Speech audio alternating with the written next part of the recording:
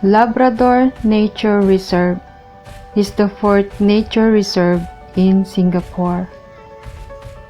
This is the old fort built in 1886, a stone-faced seawall with a 6-foot high passable only to the infantry.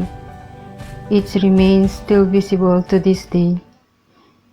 A particulars or vertical iron gate spanned at this gateway, closing off entry into the fort from seaward side. Beyond the gateway was a stream formed a natural moat leading the swamp to the sea, separating Fort Pasir Panjang from Berlayer Point further south. It can only be crossed by means of a 10-foot high bridge. A landing stage or pier had been set up at Berlayer Point at the foot of the cliff by 1878. The pier was important to the fort because there were no overlandward side it until it was built in 1892. Until that time, all supply like ammunition, garrison, support to the fort had to come in by the sea.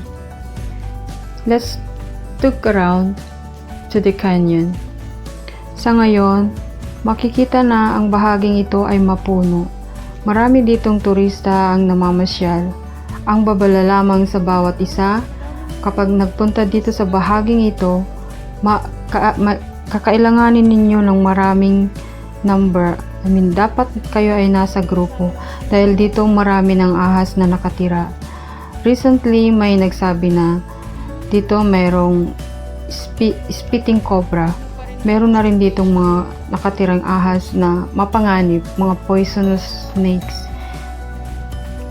Masukal ang lugar na ito, mapuno na sa ngayon. Dala ng COVID, wala na ring mga tagalinis ang nagpupunta rito upang maglinis sa mga daan. The emergence of RML followed by the RBL, Rifle Breech Loader, was precipitated by the appearance of the ironclad. The latter were a warship that has thick and wrought iron armor plating. In order to penetrate the foreign power, more powerful guns were necessary. An attempt was made to extend the RML gun. The emergence of RML followed by the RBL, Rifle Breech Loader, was precipitated by the appearance of the ironclad. The latter were warship that has a thick wrought iron armor plating. In order to penetrate the foreign power, more powerful guns were necessary in this area. An attempt was made to extend the RML guns to increase the striking power, but it was found that as they got longer, loading them became a very complicated affair, which slowed down the rate of fire considerably. They developed the idea of loading the gun later on. A strong position and guns were located in this area. No practical damage were likely to result from bombardment from seaward. Henry McCallum, the colonial engineer, describing Fort Pasir Panjang in 1886. However, in 1887, there were complaints of the lack of security at Pasir Panjang and the other forts. One major cause of anxiety was the absence of any guard at the fort during the period after their completion, but then before the handover to the military. An iron fence could be pushed apart to allow entry. Later, a cactus hedge was planted at Pasir Panjang to create a further obstacle. A Russian was found at one of the forts sketching the military works, and British and the officers, incognito, were allowed to wander at will at Fort Siloso. This, as you can remember, was built the small artillery gun that was connected to the 6 gun posts that were located at Batu Berlayar. This is the underground tunnel as well as the storage of ammunition and guns for the military infantry in the old days.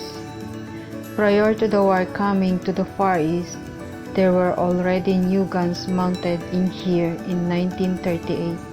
Today it was taken away and kept in a safe museum here in Singapore due to lack of taking care of it. These were the powerful 6-inch Mark 7 breech loading gun that had just been introduced into service.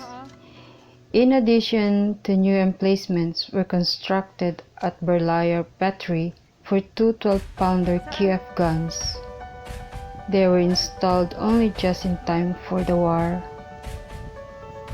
This area were located the fire gun post.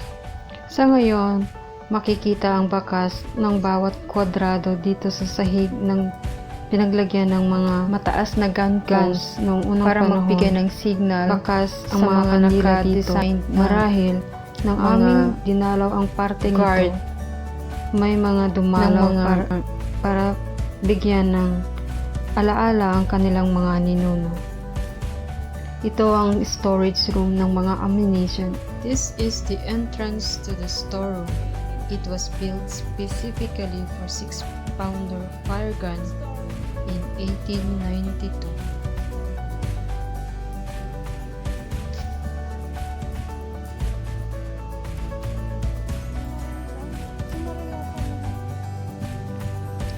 Further up the hill, makikita natin doon ang isang kanyon na ginamit sa pakikibaka ng mga British colony, ng mga foreign invaders ng Singapore noong 1892. Narito ang mga diagram, makikita mo pa hanggang ngayon ang mga plans ng mga engineer na nakatuklas nito kung saan itinatago ang mga ammunition, ang mga gamit, pakikibaka, pakikidigma ng mga mandirigma dito noong unang panahon. Emplacement 4 was also converted, but its purpose was to hold a 6-pounder QF gun instead.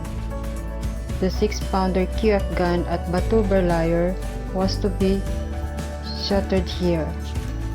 It was meant to work in tandem with the 6-pounder QF gun at Emplacement 5 kung nasaan naroon sa Siloso Beach area.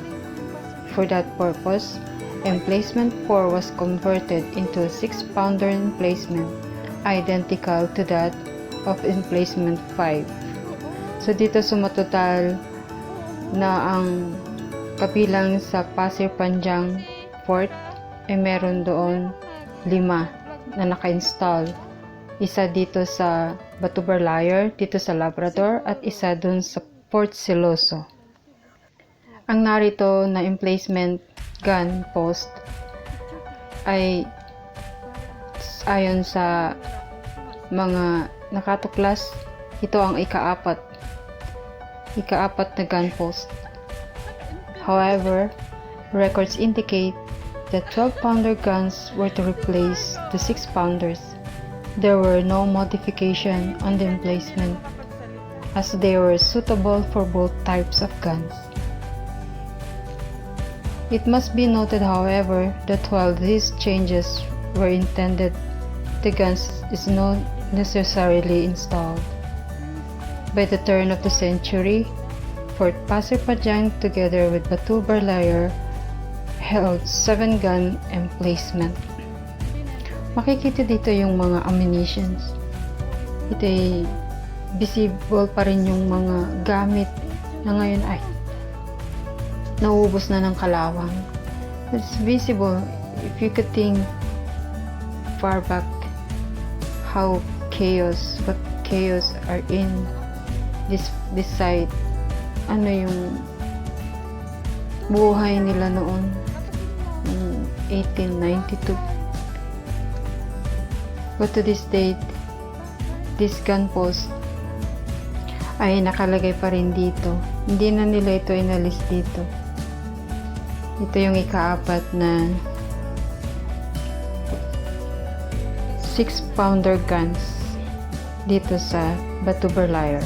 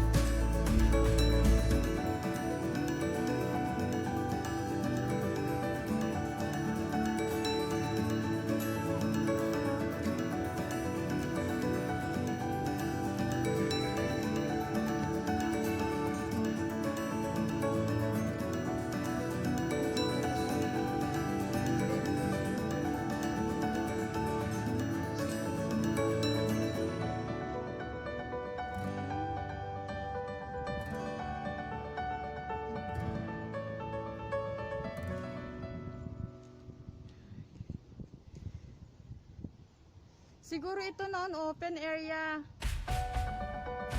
Tingnan mo yun, ano. Ginawa na lang siguro nila ng ganyan.